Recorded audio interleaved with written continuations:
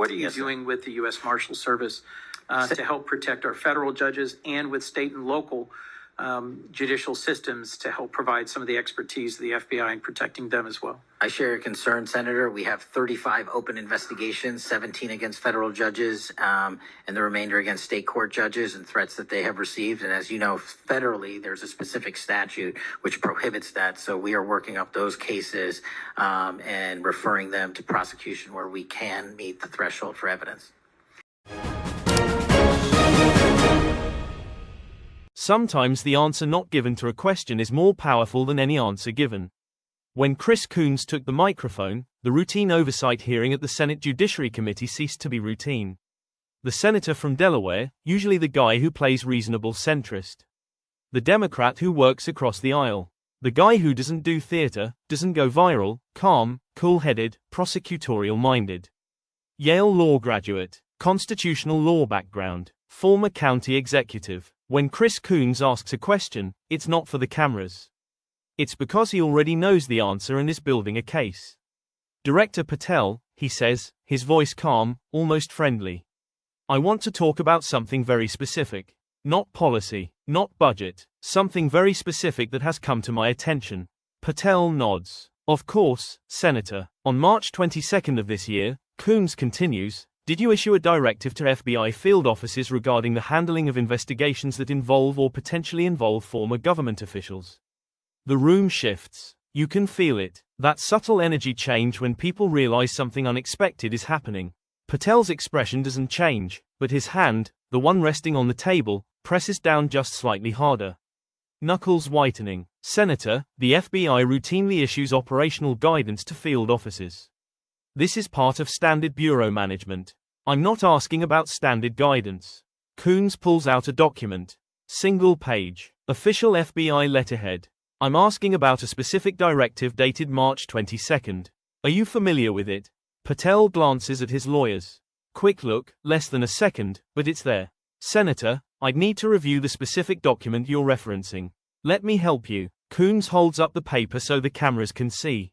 This is an internal FBI memorandum. It instructs SACs, special agents in charge for those watching, to forward any investigation files involving former presidents or their senior staff to FBI headquarters for classification review before proceeding. He sets down the document. Did you issue this directive? Silence. Not the comfortable kind. The heavy kind. The kind where everyone in the room is holding their breath waiting to see what happens next. Senator, classification reviews are routine procedures designed to protect sensitive national security information and ensure compliance with federal guidelines. That's not what I asked. Coons' voice is still calm, but there's steel underneath. Did you issue this directive? The FBI has established protocols for handling investigations that may involve classified information or sensitive government operations. Director Patel, simple yes or no. On March 22, did you issue a directive requiring field offices to forward investigation files involving former presidents to headquarters before proceeding? 22 seconds of silence. I timed it. 22 seconds in a congressional hearing is an eternity. It's the witness admitting they have no good answer. It's the moment everyone watching realizes something significant is happening. Finally, Patel spoke. Senator, I'm not prepared to discuss the specific operational details of FBI internal communications in an open setting. Wrong answer. You can see it on Coons' face. Not anger, something colder. Disappointment mixed with certainty. The look of a prosecutor who just got the admission he needed. Coons opens a folder. Thick, maybe 2 inches of documents. Tabs with colored markers. Director Patel, since you're not prepared to discuss it, let me walk you through what happened after you issued that directive. He pulls out the first document. On April 3, 12 days after your directive, the FBI Miami field office was conducting an investigation into financial irregularities involving a Trump Organization subsidiary. This investigation was opened in November of last year based on a referral from the IRS. It had been active for 5 months. He looks at Patel. On April 3, that investigation was suspended. The lead agent was reassigned. The files were sent to headquarters for classification review. He sets down the document. The review is still ongoing. 7 months later, Patel starts to respond but Coons keeps going.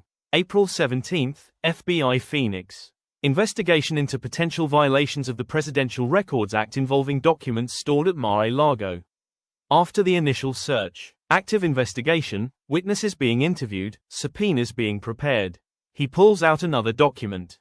April 17th. Investigation suspended. Files sent to headquarters. Still in classification review. The deputies behind Patel are no longer bored. They're leaning forward, whispering to each other. Patel's lawyers are frantically passing notes. May 2nd, Coons continues. FBI New York. Investigation into potential campaign finance violations involving the 2024 Trump campaign based on evidence gathered during the ongoing Manhattan DA case. He pulls out another document. May 2nd. Suspended. Headquarters classification review. He stacks the documents in front of him. I have 17 more. Director Patel. 17 separate investigations across 12 different FBI field offices. All involving Donald Trump or entities directly connected to him. Every single one was active before March 22nd. Every single one was suspended within 30 days of your directive. Every single one is currently stalled in classification review at headquarters. The room is silent, not a cough, not a shuffle, just dead silence and 50 people staring at Kash Patel. Coons leans forward. So let me ask you again, and I want you to think very carefully about your answer because it's going under oath. Did you issue a directive that effectively shut down active FBI investigations into Donald Trump? This is where it got explosive. Patel tried to pivot, tried to make it about process. Senator, the classification review process is designed to ensure that investigations don't inadvertently compromise national security or interfere with ongoing sensitive operations involving former senior government officials. Ongoing sensitive operations. Coons' voice rose. Not shouting, not yet, but close. Director Patel, Donald Trump has been out of office for 4 years. He's currently a candidate for president. He's not conducting ongoing sensitive operations. He's holding rallies and playing golf.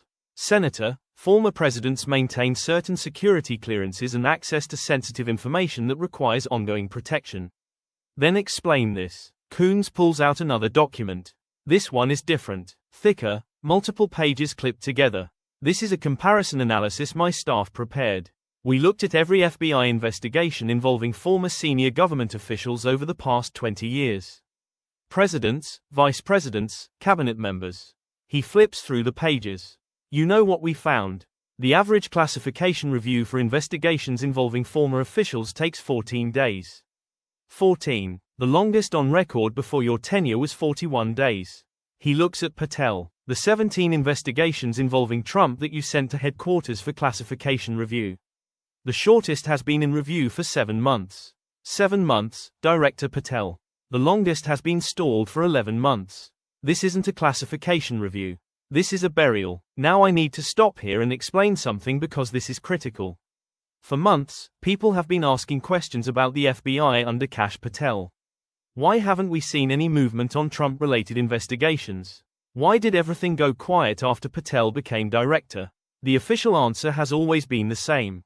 Ongoing investigations. Can't comment. Classification reviews. Standard procedures. But what Coons just did was pull back the curtain. He presented evidence. Real documents. Real dates. Real investigation names. Showing a pattern. 17 investigations. All involving Trump. All active. All suspended within 30 days of Patel taking over. All stuck at headquarters. This isn't procedure. This is policy. And the policy appears to be, don't touch Trump.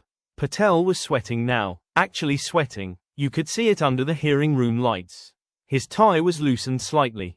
His lawyers had given up on notes, just watching. Senator, he said, his voice quieter now, more defensive.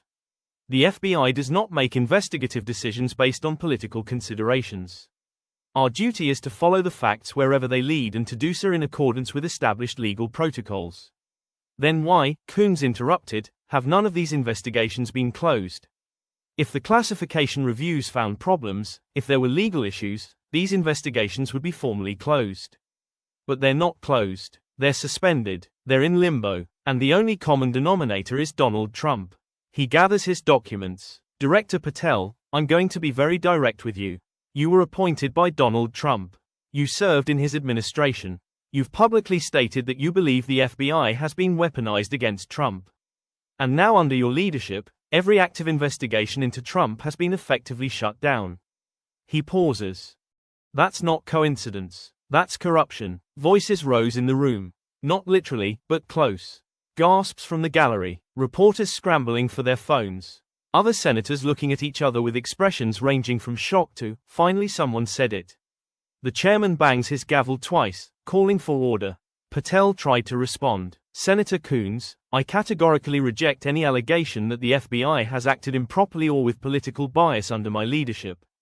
The suggestion that we have shut down investigations to protect any individual is false and an insult to the thousands of dedicated agents who serve this country.